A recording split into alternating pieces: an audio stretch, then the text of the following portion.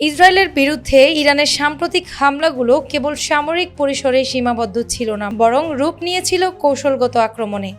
এর লক্ষ্য ছিল ইসরায়েলি রাষ্ট্রের ক্ষমতার ভিত্তি, অর্থনৈতিক ও আর্থিক অবকাঠামোগুলোকে দুর্বল করে দেওয়া।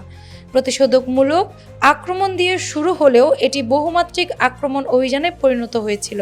শুধু তাৎক্ষণিক ক্ষতি করাই এর লক্ষ্য ছিল না, বরং ইসরায়েলের যুদ্ধ অর্থনীতির আর্থিক ও লজিস্টিক কাঠামোকে অস্থিতিশীল করে দিয়েছিল। ডেভেলপমেন্ট কর্পোরেশনের ফর ইসরায়েল প্রধান নির্বাহী দানি নাভেহের বাড়ি লক্ষ্য করে ক্ষেপণাস্ত্র হামলাটি সে কারণে মোটেই কাকতালীয় ঘটনা ছিল না। নাভেহ শুধু ইসরায়েলের আমলাতন্ত্রের একজন প্রধান ব্যক্তিত্ব নন, দেশটির বৈশ্বিক বন্ড বিক্রি ব্যবস্থার একজন স্থপতিও। 2023 সালের অক্টোবরের পর থেকে তার নেতৃত্বে প্রবাসী ইহুদি এবং বিভিন্ন প্রাতিষ্ঠানিক বিনিয়োগকারীর কাছ থেকে $5 বিলিয়নের বেশি ডলারের মূলধন ইসরায়েলে এসেছে। এর মধ্যে $1.7 বিলিয়ন এসেছে যুক্তরাষ্ট্রের বিভিন্ন সরকারি সংস্থা থেকে।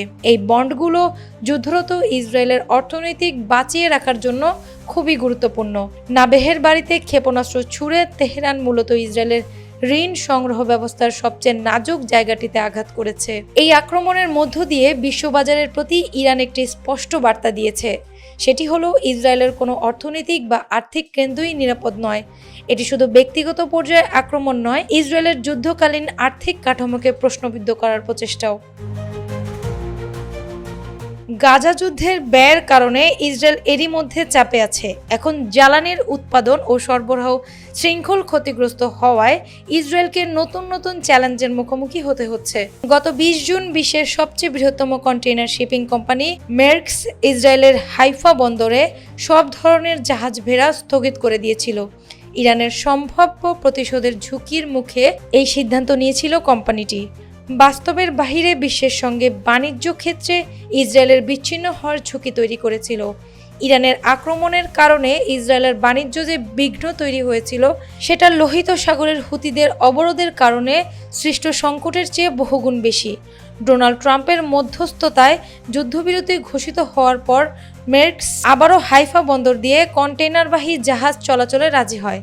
তথাপি সংঘাতের সময় ইসরায়েলের ওপর যে চাপ সৃষ্টি হয়েছিল সেটা অনেক বড়। অন্যদিকে ইরান ন্যূনতম খরচ করেই ইসরায়েলের সর্বোচ্চ ব্যাঘাত সৃষ্টি করতে সক্ষম হয়েছে। ইরান বহু বছর ধরে নিষেধাজ্ঞা ও অবরোধের মধ্যে বাস করছে। এ ধরনের পরিস্থিতিতে দশকের পর দশক টিকে থাকার সক্ষমতা দেশটি গড়ে তুলেছে।